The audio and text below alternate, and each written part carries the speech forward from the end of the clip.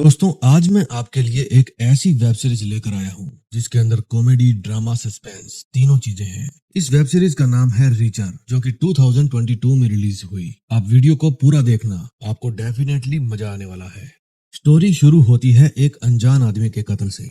एक किलर पुल के पास एक इंसान को 3 गोलियां मारता है और उसके बाद उसको बेरहमी से पीटता है। फिर वो पास में ही पड़े गत्ते के टुकड़े उसके ऊपर ढक देता है। ये है रिचर्ड। ये लंबा चौड़ा आदमी किसी वन मानुष से कम नहीं। ये जहाँ भी जाता है मुसीबत इसको ढूंढ लेती है। फिलहाल ये बस से उतरकर आधा किलोमीटर पैदल चलकर जॉर्जिया के मार्ग्रेव शहर में आया है। ये सबसे पहले अपनी पेट पूजा करने के लिए एक रेस्टोरेंट में जाता है। फिर ये अपने लिए एक कॉफी और कुछ मीठा ऑर्डर करता है, लेकिन खाना किस्मत में ना हो तो इंसान खा नहीं पाता। पहली बाइट खाने से पहले ही वहाँ पर पुलिस आ जाती है और रिचर्ड को अरेस्ट कर लेती है, वो भी कल रात हुए कत्ल के जुर्म में। फिर उसे पुलिस स्टेशन ले जाया जाता है। वहाँ मौजूद लेडी पुलिस, जिसका नाम रोस्को है, रिचर्ड को कहती है कि अगर तुम मजबूर नहीं करोगे तो मैं तुम्हारी पिटाई नहीं करूंगी। रिचर्ड के हाथ पर बांधने के लिए हथकड़ी छोटी पड़ रही थी, इसलिए उसके हाथ जिप टाई से बांधे हुए थे। उसके पास कुछ पैसे और एक मेडल था। उसके पासपोर्ट में उसका नाम जैक रिचर्ड लिखा हुआ था।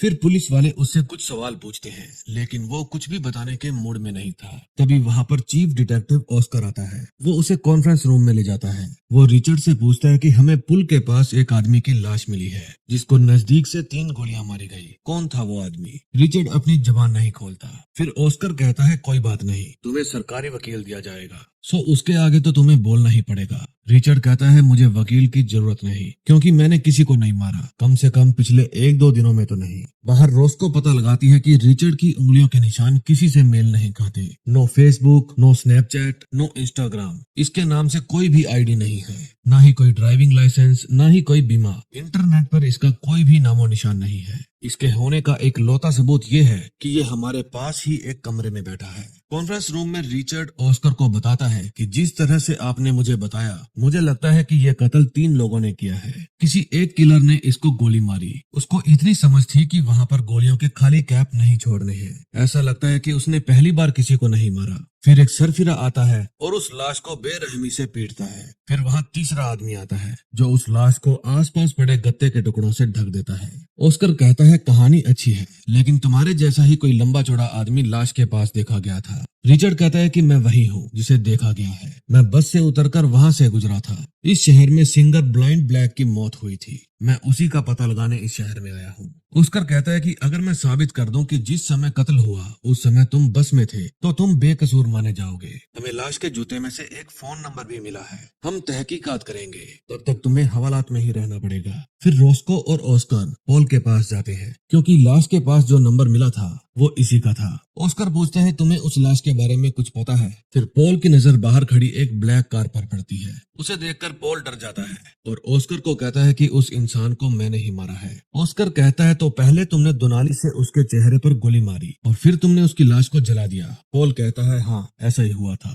और इस तरह से रोस्को और ऑस्कर पता लगा लेते हैं कि ये इंसान झूठ बोल रहा है। फिर वे उसे पुलिस स्टेशन में ले आते हैं। वे पॉल को उसी पहलवान के साथ बंद कर देते हैं और उस पहलवान को बाहर आने के लिए कहते हैं। रिचर्ड अपनी जिप टाई तोड़ता है और वहां से बाहर आ जाता है। बाहर आकर ऑस्कर रिचर्ड को बताता है कि ये आदमी, जिसका नाम पॉल है, मार्ग्रेव शहर में रहता है और इसके नाम पहले कोई भी अपराध नहीं है। इसने उस हत्या की जिम्मेदारी ली है। रिचर्ड कहता है ये तो अच्छी बात है, चलो मैं चलता हूँ। ऑस्कर कहता है अभी नहीं, क्योंकि मैं जानता हूँ वो झूठ बोल रहा है, इसलिए तुम अभी जा नहीं सकते। फिर ऑस्कर रिचर्ड को वापस पुलिस स्टेशन में ले आता है और उसे समझाता है कि तुम्हें 1 हफ्ता उसके साथ हवालात में रहना होगा, शायद वो तुम्हें सच्चाई बता दे। रिचर्ड कहता है ये क्या बकवास है, उसने खुद कबूल किया है, मुझे जाने दो। ऑस्कर कहता है कि उसने कबूल किया है, लेकिन मैं जानता हूँ वो कातिल नहीं है। तुम कबूल नहीं कर रहे, लेकिन मुझे तुम पर शक है। अपनी बेगुनाही साबित करने के लिए तुम्हारे पास एक मौका है। फिर वो पॉल की घड़ी और अंगूठी उतारने की सलाह देता है, क्योंकि अंदर जाते ही उसे लूट लिया जाएगा। पुलिस वाली रिचर्ड की तरफ अट्रैक्ट थी। फिर उन दोनों को जेल में ले जाया जाता है। फिर स्पाइवी नाम का एक ऑफिसर उन दोनों को पीली लाइन फॉलो करने के लिए कहता है। अंदर जाकर उन दोनों को जेल के कपड़े दिए जाते हैं और सारे कपड़े उतारकर चेकिंग करने के लिए कहा जाता है। रिचर्ड कहता है कि मुझे लगता है आपको बिना चोट खाए ये छानबीन पूरी कर लेनी चाहिए। फिर स्पाइवी डर जाता है और बिना चेक किए ही उन दोनों को सेल में बंद कर देता है। सुबह होते ही सेल के दरवाजे खोल दिए जाते हैं। रिचर्ड बाहर जाकर वापस अंदर आ जाता है क्योंकि बाहर एक से बढ़कर एक छटे हुए बदमाश उम्र कैद की सजा काट रहे थे। फिर रिचर्ड अपनी जगह पर लेट जाता है और पॉल एक दीवार के साथ खड़ा हो जाता है। तभी बब्बू खुजली और उसके दो साथी अंदर आते हैं। वे पॉल से उसके जूते और चश्मा मांगते हैं। फिर बब्बू खुजली उसका चश्मा तोड़ देता है। फिर बब्बू कहता है कि मुझे एक और चीज चाहिए, चलो पैंट खोलो। तभी अपना पहलवान उन दोनों के बीच में कूद पड़ता है और कहता है कि 3 गिनने से पहले रफू चक्कर हो जाओ, और गिनती शुरू कर देता है। 2 गिनते ही रिचर्ड बब्बू खुजली की खुजली मिटा देता है और उनसे उनकी ही गोगल छीन लेता है। पॉल रिचर्ड को अपनी जान बचाने के लिए थैंक यू कहता है और कहता है कि मैं क्रिमिनल नहीं हूँ, मैं तो बस एक करेंसी मैनेजर हूँ। मुझे जबरदस्ती फंसाया जा रहा है। मुझे धमकी मिली है कि अगर मैंने जुर्म कबूल नहीं किया तो मुझे मेरे परिवार के सामने कीलों से दीवार पर टांग दिया जाएगा। तभी रिचर्ड नोटिस करता है कि कुछ लोग उसके ही बारे में बात कर रहे हैं। फिर वो बाथरूम में जाता है। वे गुंडे जो उसे घूर रहे थे वे भी बाथरूम में आ जाते हैं और उसको घेर लेते हैं। रिचर्ड कहता है कि 3 गिनने से पहले यहाँ से तितर हो जाओ और गिनती शुरू कर देता है। अब की बार फिर से वो 2 तक गिनती गिनता है और उसके बाद वो सभी गुंडों की अच्छे से ठुकाई कर देता है। वो उन सबको इस तरह से मारता है जैसे इसको पीटने में मजा आ रहा है। वो सबको चारों खाने चित कर देता है। इतने में वहाँ पर गार्ड्स आ जाते हैं। एक गार्ड कहता है कि तुम दोनों यहाँ क्या कर रहे हो। वो उन दोनों को उनके सही कमरे में ले जाता है, यानी स्पाई भी पहले इनको गलत कमरे में छोड़ आया था। उधर रोस्को ऑस्कर के पास जाकर कहती है कि मैंने रिचर्ड के बारे में सब कुछ पता लगा लिया है। वो एक फौजी था जिसने defence superior service medal, legion of merit silver medal, army commendation medal, 2nd silver star medal और कंधार मरीन बैरक पर हुई बमबारी में चोट लगने के लिए पर्पल हार्ट, ये सब पदक जीते हैं। मेजर रिचर्ड ने जलती हुई आग में से 12 लोगों को भी बचाया था। रोस्को पूछती है ऐसा आदमी जेल में क्या कर रहा है। ऑस्कर कहता है दफा हो जाओ मेरे कमरे से। अगले दिन सुबह पॉल रिचर्ड को कहता है कि मेरी जमानत होते ही वे लोग मुझे मार डालेंगे। रिचर्ड कहता है मुझे ये समझ में नहीं आ रहा कि वे लोग मुझे क्यों मारना चाहते हैं। स्पाइवी ने मुझे खास कैदियों वाली जगह पर क्यों रखा। फिर मुझ पर कैदियों द्वारा जानलेवा हमला भी हुआ। मुझे तो लगता है कि बाहर जाते ही मैं नहीं बचूंगा। अब उन दोनों को जेल से रिहा कर दिया जाता है। पॉल की जमानत उसकी वाइफ ने करवा ली थी और रिचर्ड को रोस्को लेने के लिए आई थी। वो रास्ते में उसे बस के सीसीटीवी कैमरा की फुटेज दिखाती है जिससे साबित हो गया था कि जिस समय कत्ल हुआ रिचर्ड उस समय बस में था। फिर रिचर्ड रोस्को के साथ नए कपड़े लेने जाता है। रोस्को पूछती है कि फैमिली में और कौन कौन है। रिचर्ड कहता है सब मर चुके हैं सिवाय मेरे भाई जो के, लेकिन मुझे ये नहीं पता कि वो कहाँ है। फिर रोस्को उससे पूछती है कि खर्चे के लिए पैसे कहाँ से आते हैं। रिचर्ड कहता है कि मेरी पेंशन मेरे अकाउंट में टाइम से आ जाती है। फिर वो रिचर्ड को शहर में छोड़ देती है और रात को डिनर के लिए इनवाइट करती है। शहर के सब लोग उसे घूर रहे थे क्योंकि इस छोटे से शहर में बात आग की तरह फैलती थी। फिर रिचर्ड अपनी कटिंग शेव करवाने जाता है। बातों बातों में रिचर्ड पूछता है कि सामने जो बूथ लगा है उसमें अभी अभी पॉलिश हुई है। बार बार बताता है कि इस शहर के सारे काम मिस्टर क्लाइनर देखते हैं। इस शहर में सभी बड़े बिजनेस उन्हीं के हैं। इतने में वहाँ एक ब्लैक कार में क्लाइनर का पोता आ जाता है और उसके साथ उसका सन की कजन भी था।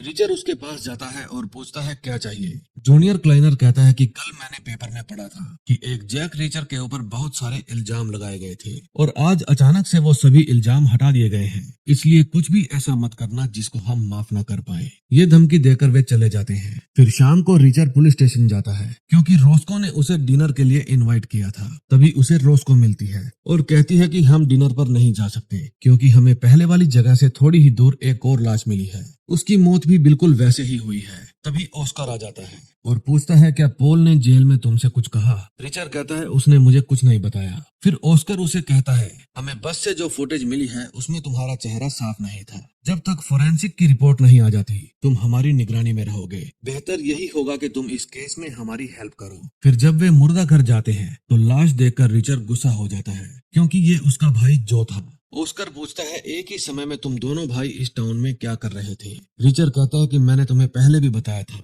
मैं ब्लाइंड ब्लैक के लिए आया था क्योंकि मेरे भाई ने ही बताया था कि उसकी मौत इस शहर में हुई थी। ऑस्कर कहता है कि मैं तुम्हें दोबारा किसी बहाने से अंदर कर दूंगा। फिर रिचर्ड उसे धक्का देता है। तभी रोस्को बीच में आ जाती है और रिचर्ड को जाकर कार में बैठने के लिए कहती है। कार में रोस्को रिचर्ड से पूछती है तुम क्या सोच रहे हो। रिचर्ड कहता है कि जिन लोगों ने भी मेरे भाई को मारा है मैं उन सब का पता लगाऊंगा और उन्हें मौत के घाट उतार दूंगा।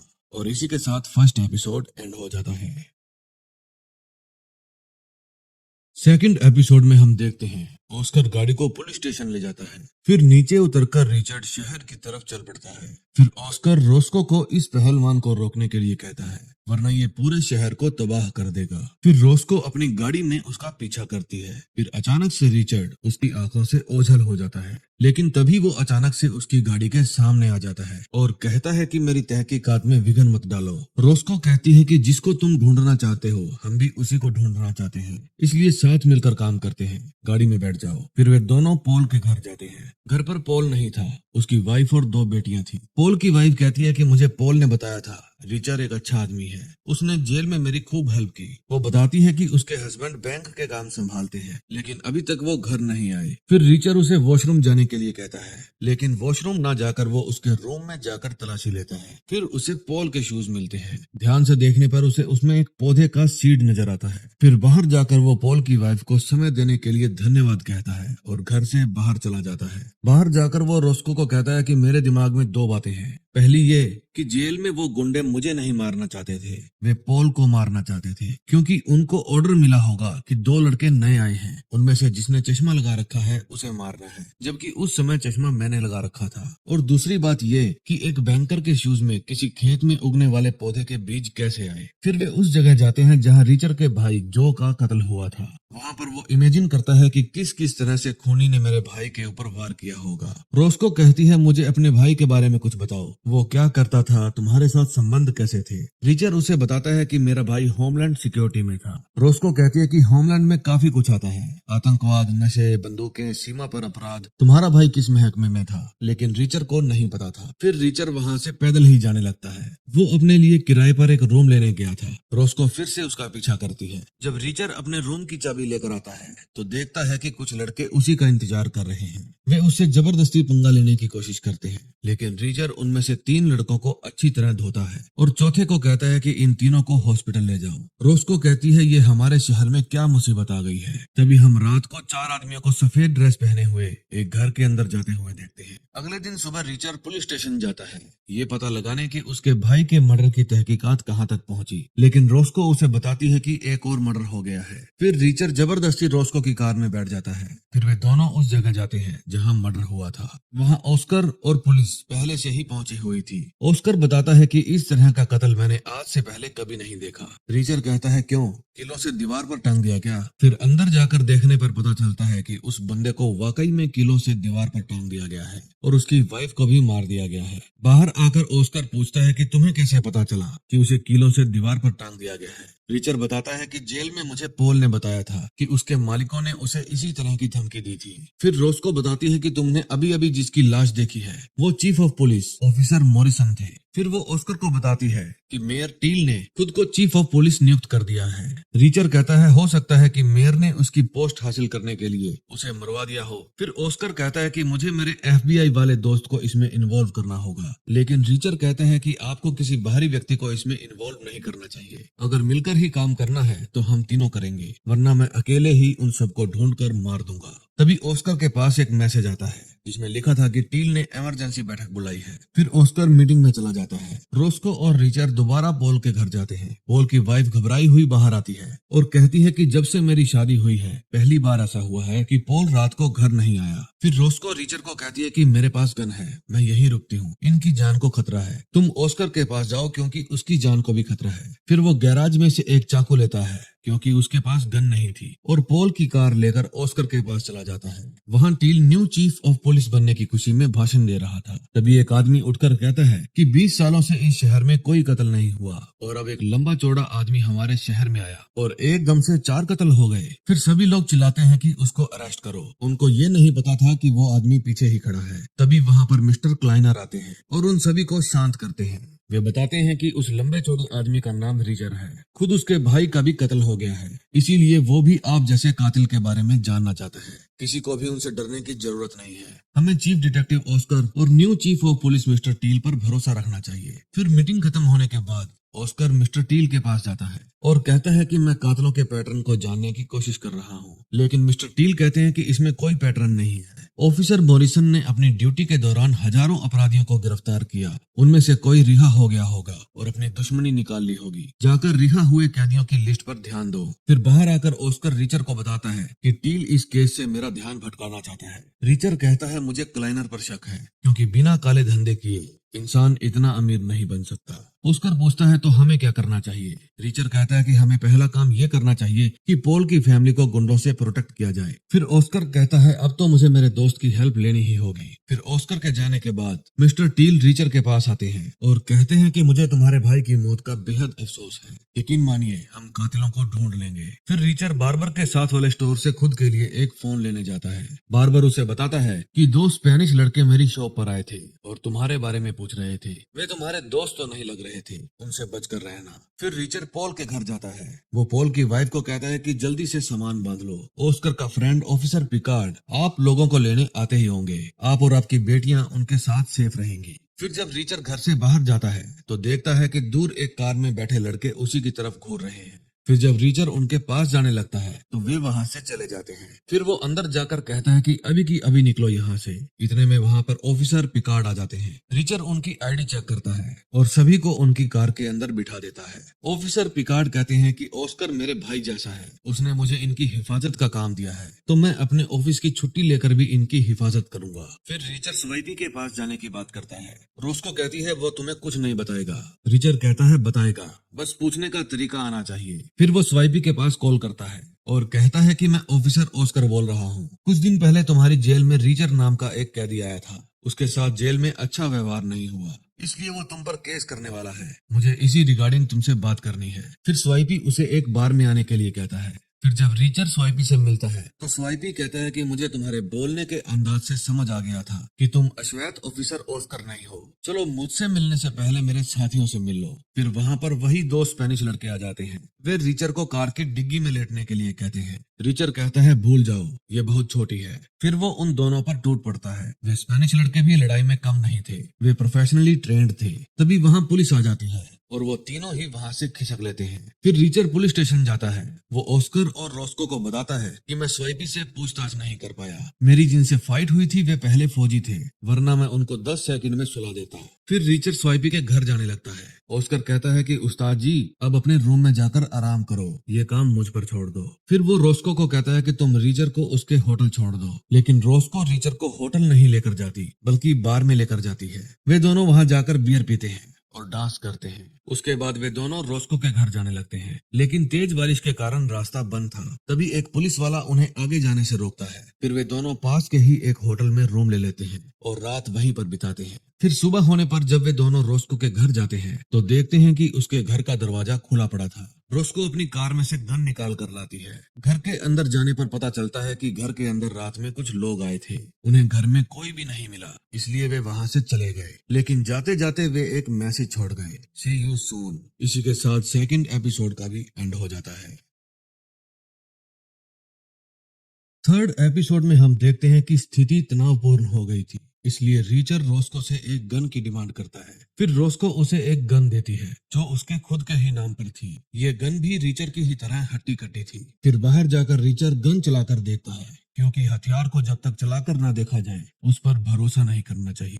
फिर रिचर और रोस्को ऑस्कर के पास जाते हैं। रोस्को ऑस्कर को बताती है कि कल रात वे लोग मुझे भी मारने आए थे, मैं घर पर नहीं थी इसलिए वे एक धमकी छोड़ गए हैं। फिर वे फोरेंसिक लैब में जाकर जैस्पर से मिलते हैं। जैस्पर उन्हें बताता है कि दूसरी लाश पीट जोबलिंग की थी, वो ट्रक चलाता था। उसकी उम्र 43 साल थी, वो शादीशुदा है और अटलांटा में उसका एक घर भी है। उसके नाम कोई आपराधिक कंप्लेंट नहीं है, सिवाय 2018 में गलत ड्राइविंग के मामले के। फिर रोस्को के पास सीक्रेट सर्विस ऑफिसर मोली बैथ का फोन आता है। वो बताती है कि मैं जो के साथ काम करती हूँ। फिर फोन को रिचर ले लेता है और कहता है कि जो मर चुका है, मैं उसका भाई बोल रहा हूँ। क्या आप बता सकते हैं कि वो मार्ग्रेव जॉर्जिया में क्यों आया था? वो बताती है कि मुझे एग्जैक्ट नहीं पता, लेकिन वो कोई खुफिया मिशन पर था। रोस्को पूछती है वो किस तरह का काम संभालता था। मोली बताती है कि वो नकली नोट और जालसाजी का काम संभालता था। उसने मुझे एक बार कहा था कि मैं जालसाजी का धंधा पूरी तरह से बंद करवा के रहूंगा। फिर रीचर कहता है क्या आप उसकी फाइलों की हार्ड कॉपी दे सकते हैं, ये बात किसी को भी पता नहीं चलनी चाहिए।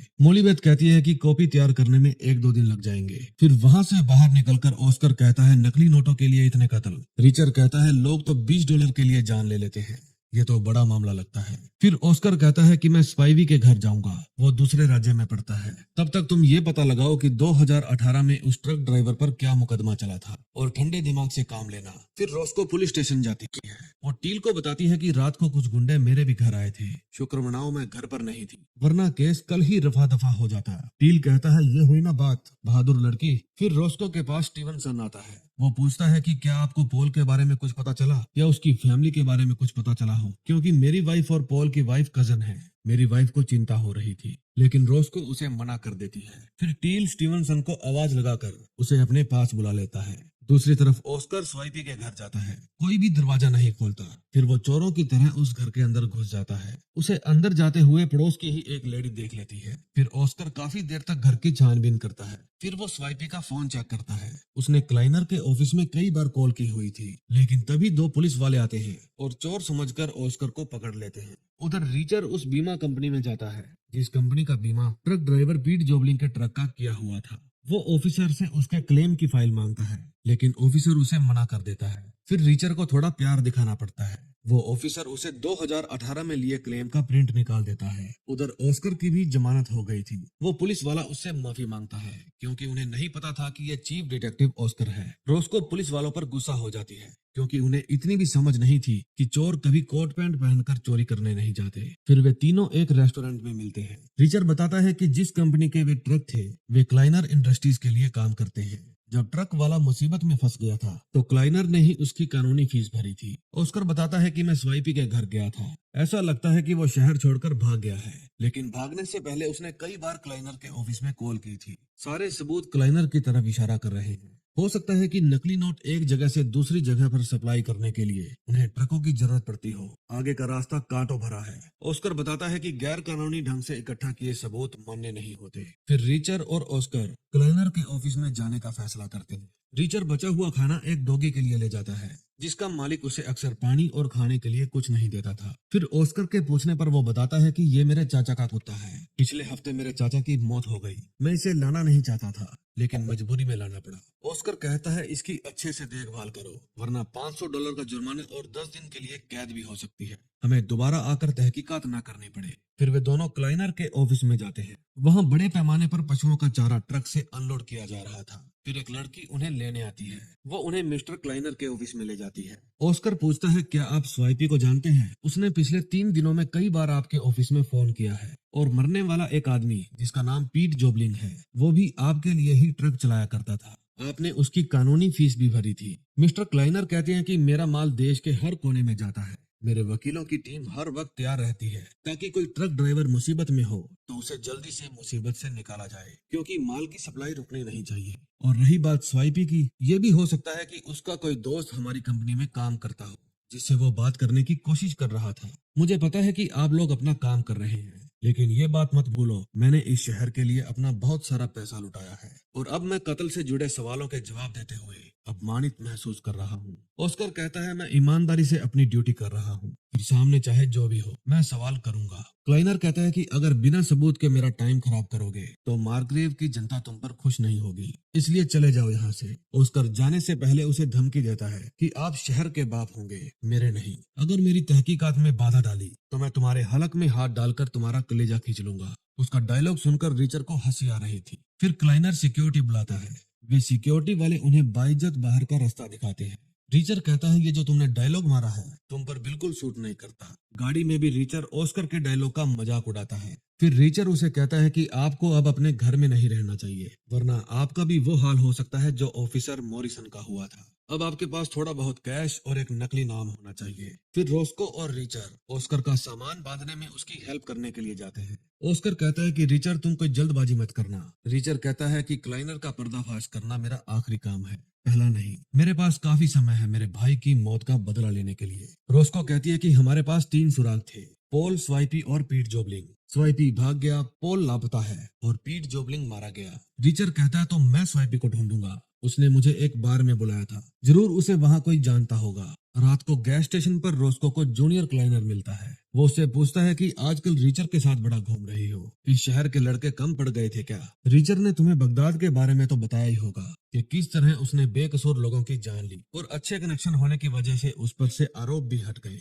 मुझे तो रीचर ही हत्यारा लगता है। फिर रोस्को वहां से चली जाती है। फिर ऑस्कर एक लेडी से मिलने जाता है। वो उसी बैंक की मैनेजर थी जिसमें पॉल काम किया करता था। वो बताती है कि पॉल हमारी एक शाखा में करेंसी मैनेजर था, लेकिन 1 साल पहले ही वो हमारा बैंक छोड़कर चला गया था। उधर रीचर उस बार में जाता है जिसके बाहर स्वाइपी मिला था। वो एक बूढ़े आदमी को पैसे देकर उससे स्वाइपी के बारे में जानने की कोशिश करता है, लेकिन एक लंबा चौड़ा आदमी आकर उसे कहता है ये कुछ नहीं बताएगा, किसी दूसरे बार में जाओ। अब की बार बिना गिनती गिने ही रीचर उसको पीट देता है। फिर बिना पूछे ही वो बता देता है कि स्वाइपी 2 स्पेनिश लड़कों के साथ गया है। वो काफी जल्दी में लग रहा था। फिर जब रीचर जाकर अपनी कार में बैठता है तो वो बैक व्यू मिरर में देखता है कि वही ब्लैक कार उसका पीछा कर रही है। फिर वो अपनी कार से उतरकर वापस बार में जाता है। वो किचन में जाकर वहां से ग्लव्स उठा लेता है और वापस अपनी कार में आकर बैठ जाता है। फिर वो अपनी कार को वहां से भगा लेता है। उसे पता था कि वही स्पेनिश लड़के ब्लैक कार में उसका पीछा कर रहे हैं। फिर वो एक सुनसान एरिया की तरफ गाड़ी मोड़कर चलती गाड़ी से कूद जाता है। गाड़ी एक घर के पास जाकर रुक जाती है। फिर वे स्पेनिश लड़के भी अपनी कार वहां रोकते हैं और अपनी गन लेकर रीचर को ढूंढने लगते हैं। उन्हें लग रहा था कि रीचर इस घर में आया है, लेकिन तभी पीछे से रीचर दबे पांव आता है और उन दोनों स्पेनिश लड़कों को गोली मार देता है। फिर वो उनकी जेब चेक करता है। जेब में उसे बहुत सारे पैसे मिलते हैं जो रीचर को ही मारने के लिए उन्हें दिए गए थे। फिर वो उन दोनों की बॉडी को उनकी ही कार की डिग्गी में डालने के लिए खींच कर ले जाता है और जब कार की डिग्गी खोलता है तो उसे उसमें स्वाइपी की लाश मिलती है। और इसी के साथ 3rd एपिसोड का भी एंड हो जाता है।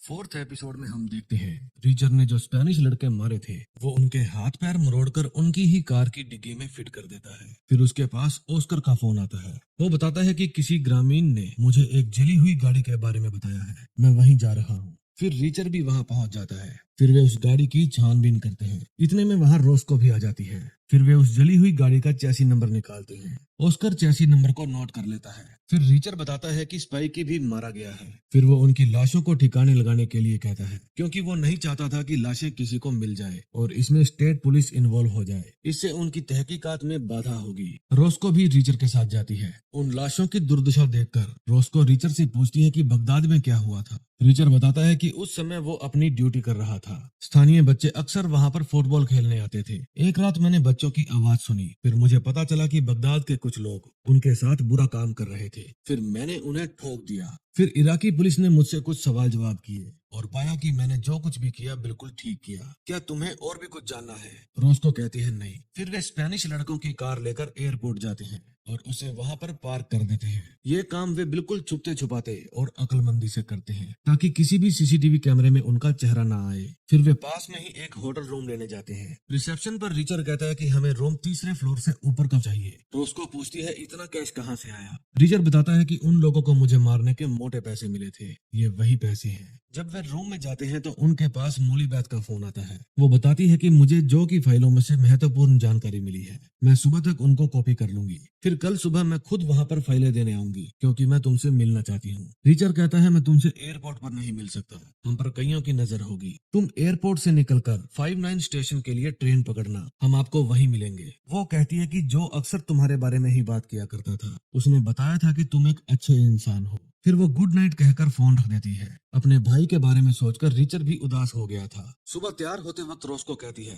मैं पीट जोबलिंग की वाइफ को जाकर बताऊंगी कि उसके पति की हत्या हो गई है। रीचर कहता है मैं भी साथ चलूंगा। फिर जब वे पीट जोबलिंग के घर जाते हैं तो अंदर से उसकी माँ बाहर आती है। रोस्को कहती है कि मुझे पीट के बारे में बात करनी है। उसकी माँ पूछती है क्यों, कुछ हुआ है क्या? फिर वो उन्हें अंदर ले जाती है। बूढ़ा बूढ़ी की हालत देखकर रीचर कहता है कि हमें पीट जोबलिंग से बात करनी थी। हाल ही में उनकी कंपनी में एक ट्रक चोरी हुआ है। हम पीट से कुछ सवाल पूछना चाहते हैं, इससे हमारी तहकीकात में मदद होगी। फिर पीट की मॉम उन्हें एक एड्रेस लिख कर देती है जहां वो अपनी वाइफ के साथ रहता है। बाहर जाकर रोस्को उससे पूछती है कि तुमने सच क्यों नहीं बताया। वो कहता है कि वे इमोशनल हो जाते और मेरे पास इतना समय नहीं है। दूसरी तरफ टील ऑस्कर को अपने पास बुलाता है और कहता है कि मैंने सुना है तुमने क्लाइनर को धमकी दी है। मेरी बात ध्यान से सुनो। क्लाइनर मार्ग्रेव शहर के महत्वपूर्ण बाशिंदों में से एक है, इसलिए आइंदा मुझे उनसे बदसलूकी की कोई भी कंप्लेंट नहीं मिलनी चाहिए। और हाँ, अब से बिना मेरी इजाजत तुम इस केस पर काम नहीं करोगे, वरना अपनी जॉब से हाथ धो बैठोगे। तब स्टीवनसन आकर ऑस्कर को कहता है कि आपके पापा का फोन आया है।